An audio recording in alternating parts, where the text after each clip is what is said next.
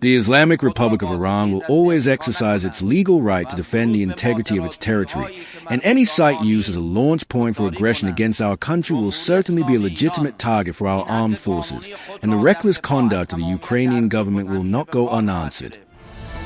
Iran warned that the reported Ukrainian strike on an Iranian vessel in the Caspian Sea would not go unanswered. Senior Iranian officials said any territory used to launch attacks against Iran could become a legitimate target. Tehran issued a fresh warning after the incident, signaling it is prepared to retaliate against those it says enable attacks. The latest warning marks a further escalation in rhetoric as Iran vows a response to the reported attack. Iranian officials also held high-level consultations with Russian counterparts as tensions over the reported strike intensified. Iran warned that Ukraine's reported strike on an Iranian vessel in the Caspian Sea would not go unanswered. Iranian Deputy Parliament Speaker Ali Nikzad said any state enabling attacks against Iran could face direct retaliation. Nikzad warned that any territory used to launch attacks on Iran would be considered a legitimate military target.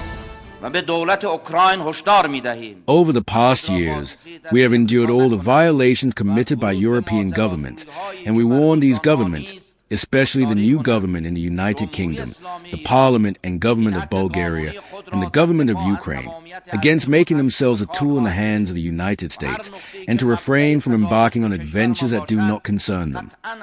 The Islamic Republic of Iran will always exercise its legal right to defend the integrity of its territory, and any site used as a launch point for aggression against our country will certainly be a legitimate target for our armed forces, and the reckless conduct of the Ukrainian government will not go unanswered.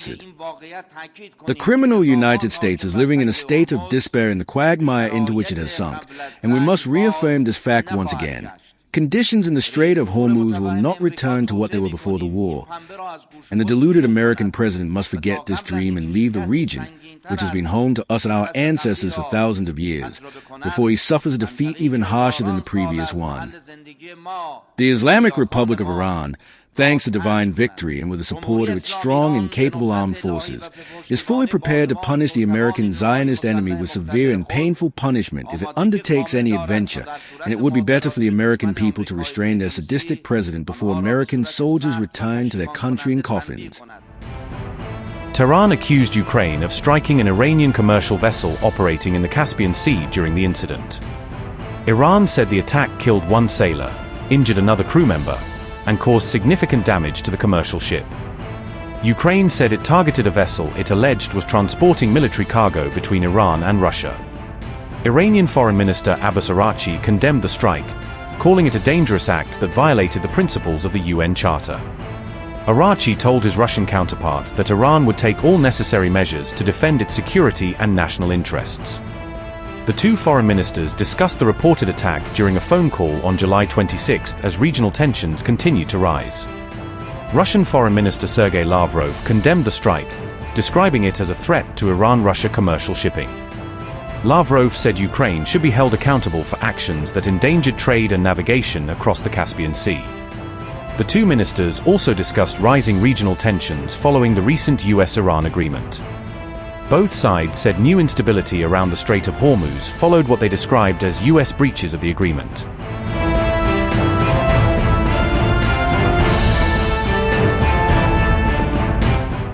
Donald Trump rejected reports claiming the US was running low on munitions during the conflict, dismissing the assessments as inaccurate.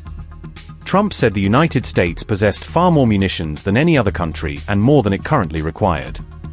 Earlier, The Wall Street Journal reported General Dan Kane had warned senior officials about declining U.S. air defense interceptor stockpiles.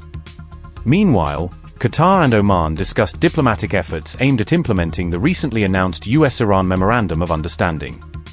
Qatar urged all parties to pursue dialogue and safeguard freedom of navigation through the strategically vital Strait of Hormuz. As diplomatic contacts resumed, Al Arabiya reported China worked with Pakistan to help revive US-Iran negotiations. Axios reported that CENTCOM chief Brad Cooper also urged ending strikes around Hormuz after the campaign had reached its objectives.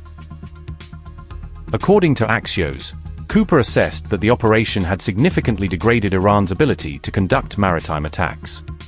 Cooper reportedly said most designated military targets had already been exhausted during Operation Epic Fury, Axios reported. Without launching a broader new offensive, Cooper reportedly concluded that extending the bombing campaign would serve no meaningful military purpose, Axios reported.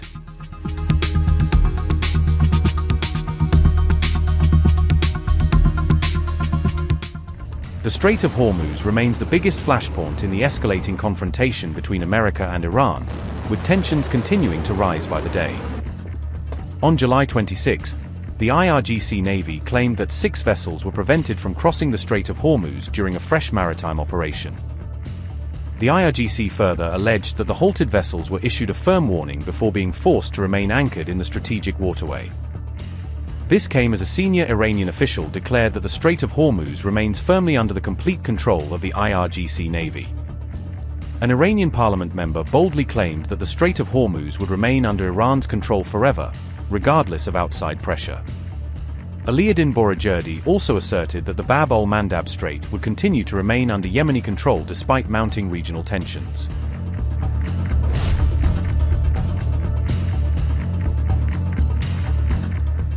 Iran and America's Arab ally Oman held fresh discussions on July 25 over shipping security and maritime movement through the Strait of Hormuz. Iran's foreign ministry revealed that the discussions with Oman were constructive, adding that both sides made measurable progress during the latest round of talks. The Iran foreign ministry said, and I quote, "The two sides exchanged views on common principles and operational mechanisms for managing the safe passage of shipping in the Strait of Hormuz while respecting the sovereign rights of the two coastal states. The talks were useful and progress was made, and technical and political consultations between the two sides will continue. At present, there has been no change in the status of shipping through the Strait of Hormuz." End quote. Iran and Oman reportedly focused their discussions on reopening the Strait of Hormuz for uninterrupted commercial shipping and regional trade. However, the negotiations remain inconclusive despite Omani officials traveling to Iran on July 25 for the high-level consultations. On the very same day, Donald Trump reportedly ordered a complete halt to any further strikes being carried out by US forces. Earlier, on July 19, Iranian Foreign Minister Abbas Araghchi described the Strait of Hormuz as Tehran's own atomic bomb in a stark warning. Meanwhile, Iran and the United States have reportedly restarted secret negotiations to end the ongoing war.